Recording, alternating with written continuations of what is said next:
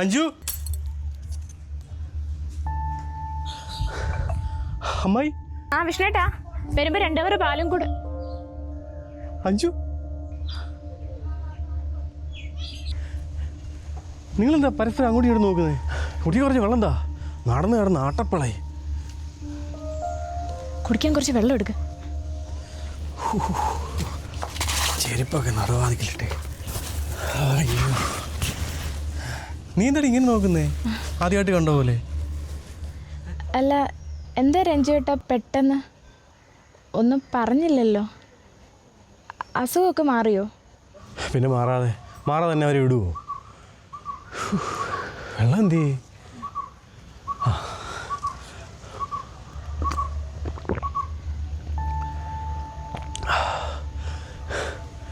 നിങ്ങളെന്താ അങ്ങോട്ടും ഇങ്ങോട്ടൊക്കെ നോക്കുന്നേ? അല്ല, ഡോക്ടർ പറഞ്ഞു നിങ്ങളെ വിളിച്ചിട്ട് കിട്ടുന്നില്ല എന്ന്. ഞാൻ പേടിച്ച് കഴിഞ്ഞ് വന്നേ, നിങ്ങൾക്ക് വല്ലതും പറ്റുമെന്നറിയാം. നിന്റെ ഫോൺ എന്തി? അത് ഞാൻ എൻ്റെ ഫോണിൻ്റെ സിം ഒന്ന് മാറിയായിരുന്നു. ആ, ചുമ്മാതല്ല ഡോക്ടറെ വിളിച്ചിട്ട് കിട്ടാഞ്ഞത്. നിങ്ങളെന്താ അങ്ങോട്ട് ഇങ്ങനെ പരസ്പരം നോക്കുന്നേ? ഓ, ഇപ്പോഴും സംശയം ഉണ്ടല്ലേ എൻ്റെ അസുഖം മാറിയെന്നറിയാം. സംശയം ഉണ്ടെങ്കിൽ ഈ നമ്പറിൽ നിന്ന് വിളിച്ചു നോക്ക്. അഞ്ജു, ഈ നമ്പറിലൊന്ന് വിളിക്കാൻ. ഡോക്ടർ നമ്പറാ.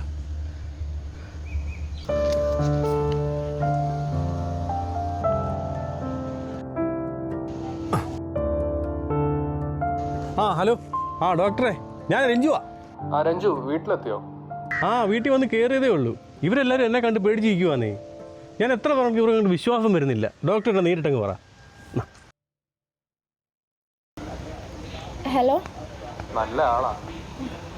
ഒരാളെ ഇവിടെ കൊണ്ട് കണ്ടുപോയതാ. അത് ഡോക്ടർ, വീട്ടിൽ കുറച്ച് പ്രശ്നങ്ങൾ. ഓക്കെ, അതൊക്കെ നിങ്ങളുടെ പേഴ്സണൽ കാര്യങ്ങൾ. അതെ, രഞ്ജുവേട്ടൻ്റെ അസുഖം എല്ലാം മാറിയോ ഡോക്ടറെ? മാറിയോന്നോ? മാറിയിട്ട് 4-5 മാസങ്ങളായി. പിന്നെ ആരും വിളിക്കാനും വരുന്നില്ല. നിങ്ങളെ ഒന്നും ഫോണിൽ വിളിച്ചിട്ട് കിട്ടുന്നുമില്ല. രഞ്ജുവിൻ്റെ മനസ്സ് വിഷമിക്കുന്ന കാര്യങ്ങളൊന്നും ചെയ്യാതിരിക്കുക. ഒരിക്കൽ മനസ്സിൻ്റെ താളം തെറ്റിയതല്ലേ. പെട്ടെന്ന് വിഷമിക്കുന്ന കാര്യങ്ങളൊന്നും ചെയ്യാതിരിക്കുക. ശരി.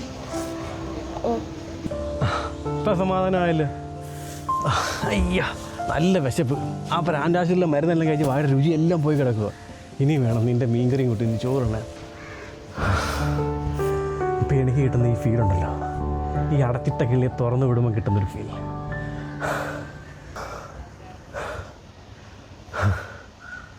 ഞാൻ ഒന്ന് കുളിച്ചിട്ട് വരാം. അപ്പോഴേ നിങ്ങൾ എന്തെങ്കിലും ഉണ്ടാക്കി വെക്കാം. എടി, എന്താ ഇപ്പം ചെയ്യേണ്ടത്? എനിക്കൊന്നും അറിയത്തില്ലമ്മേ. എടി, നീ അല്ലേ പറഞ്ഞ അവൻ്റെ അസുഖമൊന്നും മാറത്തില്ലെന്ന്? ഓ, എൻ്റെ പേടി ആ ചെറുക്കന് ഇത് വല്ലതും അറിഞ്ഞാൽ. അയ്യോ, എൻ്റെ അമ്മ, എന്നെ കൂടെ പറഞ്ഞ് പേടിപ്പിക്കാതെ.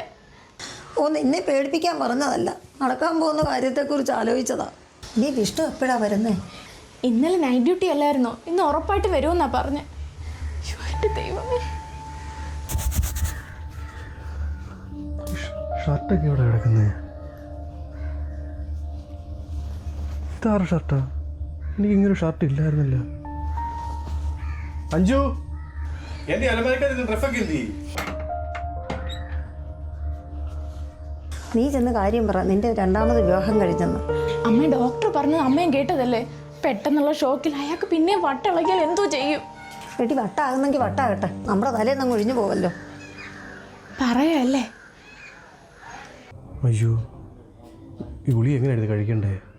ആഹാരത്തിന് മുമ്പായിരുന്നു, ആഹാരത്തിന് ശേഷമായിരുന്നു? അഞ്ജു, ഞാൻ ഡോക്ടറെ ഒന്ന് വിളിക്കണേ. ഈ ഗുളിക എങ്ങനെ കഴിക്കേണ്ടതെന്ന് ചോദിക്കണേ.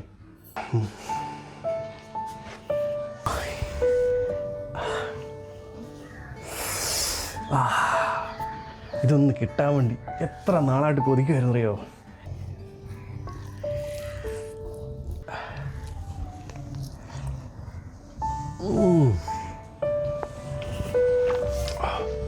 നിന്റെ കൈപ്പണി ഉണ്ടല്ലോ, അന്നും ഇന്നും ഒരേപോലെ തന്നെ അടിപൊളി കേട്ടുണ്ട്. രഞ്ജുവേട്ടാ, എൻ്റെ കല്യാണം കഴിഞ്ഞു. ഉള്ളതുള്ളതുപോലെ പറയാമല്ലോ. എൻ്റെ കല്യാണം കഴിഞ്ഞിട്ട് 6-7 മാസമായി. എത്ര നാളാന്ന് വെച്ചാൽ കാത്തിരിക്കുന്നത്. ഡോക്ടറിനെ വിളിച്ചപ്പോൾ ഡോക്ടർ പറഞ്ഞത് രഞ്ജുവേട്ടൻ്റെ അസുഖം ഒരു കാലത്ത് മാറത്തില്ലെന്ന്. എനിക്കുണ്ടാവില്ലേ ആഗ്രഹങ്ങളും മോഹങ്ങളും ഒക്കെ. തലയ്ക്ക് സുഖമില്ലാത്ത ഒരാളുടെ കൂടെ പേടിച്ച് ജീവിക്കാൻ എന്നെക്കൊണ്ട് വയ്യ. മോനെ നീയൊന്നും കഴിച്ചില്ലേ? ഇറങ്ങുന്നില്ല. മരുന്ന് കഴിക്കാത്തതുകൊണ്ടായിരിക്കും. മോനെ ഏതൊരമ്മ എടുക്കുന്ന തീരുമാനം ഞാനും എടുത്തുള്ളൂ. എൻ്റെ മോളുടെ ഭാവി ഞാൻ നോക്കണ്ടേ? ഈ ഭ്രാന്തൊക്കെ വന്നാൽ പിന്നെ മാറാനൊന്നും പോകുന്നില്ല.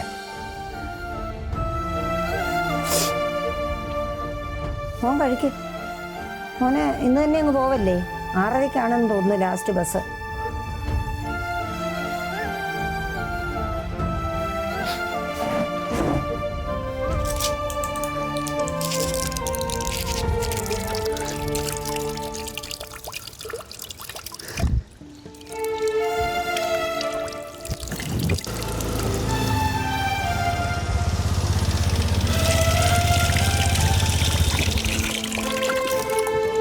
അഞ്ജു,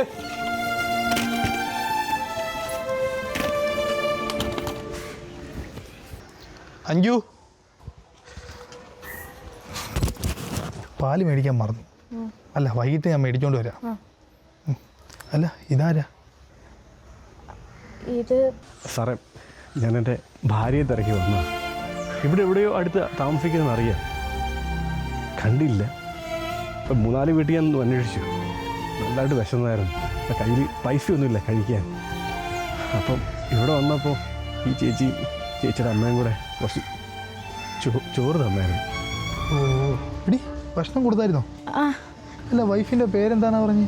സാറേ, ഞാൻ കുറച്ച് നാൾ മെൻ്റൽ ആശുപത്രിയിലായിരുന്നു. ഞാൻ അവിടെ നിന്ന് ഇങ്ങോട്ട് നേരിട്ട് വരുമായിരുന്നു. എനിക്ക് പെട്ടെന്ന് പേരൊന്നും ഓർക്കാൻ പറ്റുന്നില്ല. ഞാൻ അങ്ങോട്ട് പോവാം സാറേ. എടോ താൻ വിഷമിക്കണ്ട, എല്ലാം ശരിയാവും. ഒന്നും മാറില്ല സാർ. പ്രാന്തൻ എന്ന പേര് വീണ് കഴിഞ്ഞാൽ ജീവിതകാലം മുഴുവൻ ആ പേര് അങ്ങനെ തന്നെ കാണും. പാവല്ലേ, ഇനി അവളൊന്നും തിരിച്ചു വരാൻ പോകുന്നില്ല. ഇവനെ തേച്ചിട്ട് പോകാം. എൻ്റെ കയ്യിലെങ്ങനെ അവളെ കിട്ടിയിരുന്നെങ്കിലുണ്ടല്ലോ, കാലെ പിടിച്ചൊന്ന് താരടിക്കാൻ. എനിക്ക് വിശക്കും. നീ ചോറെടുത്ത്